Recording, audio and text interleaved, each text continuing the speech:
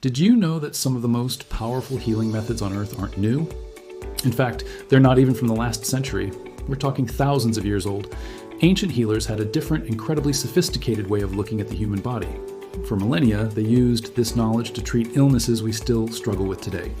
So, what did they know that your doctor might not be telling you? Let's find out together and uncover the forgotten secrets that modern science is only now starting to rediscover.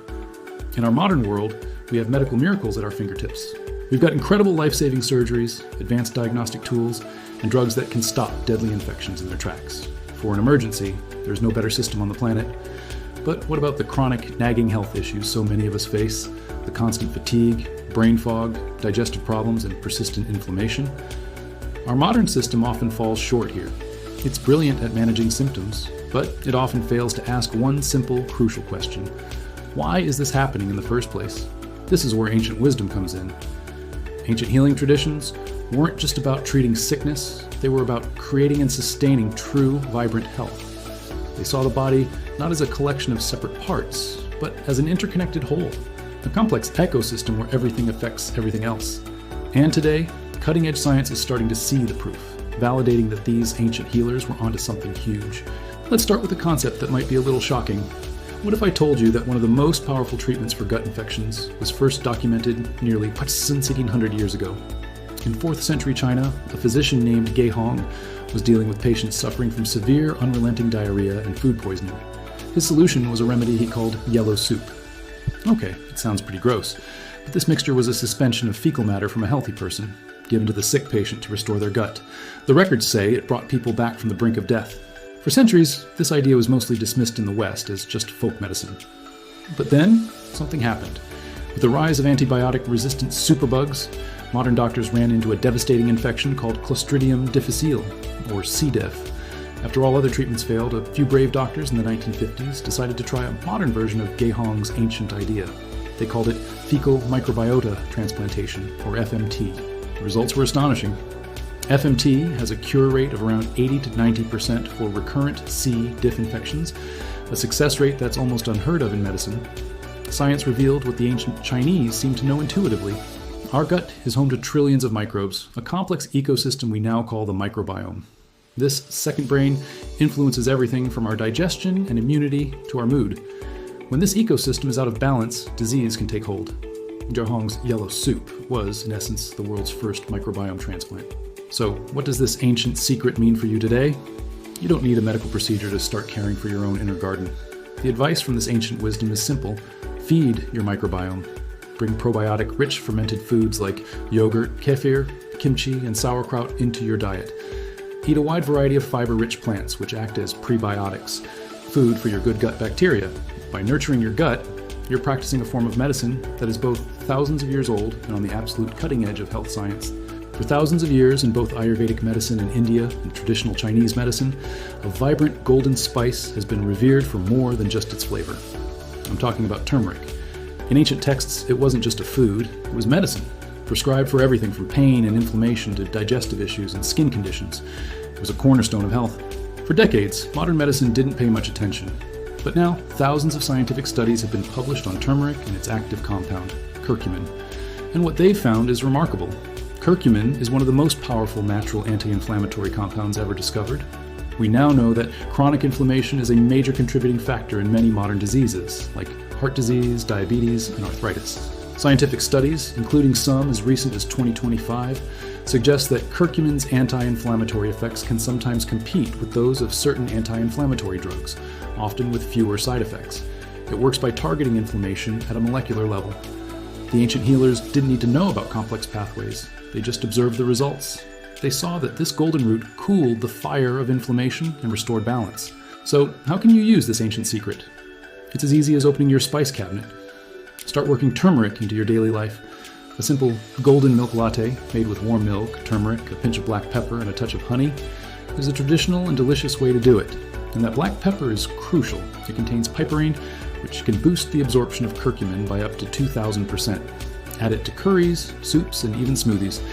You'll be using an ancient remedy that modern science confirms can help protect your body from the inflammatory damage of modern life.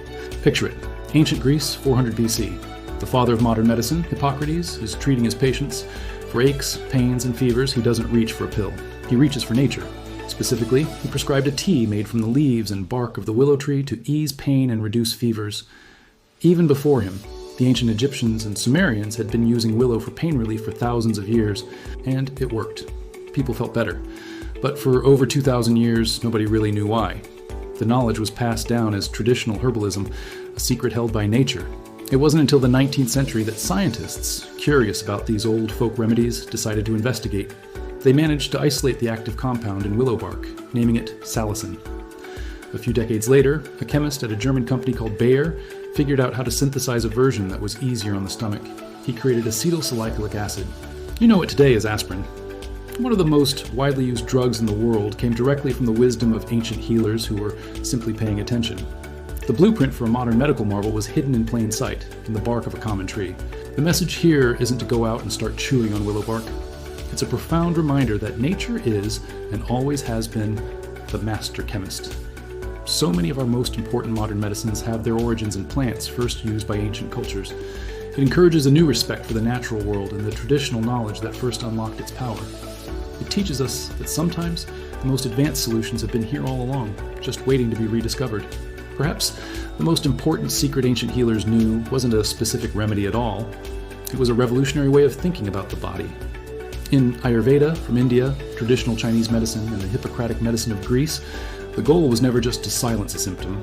The goal was to understand and correct the underlying imbalance that allowed the symptom to appear in the first place.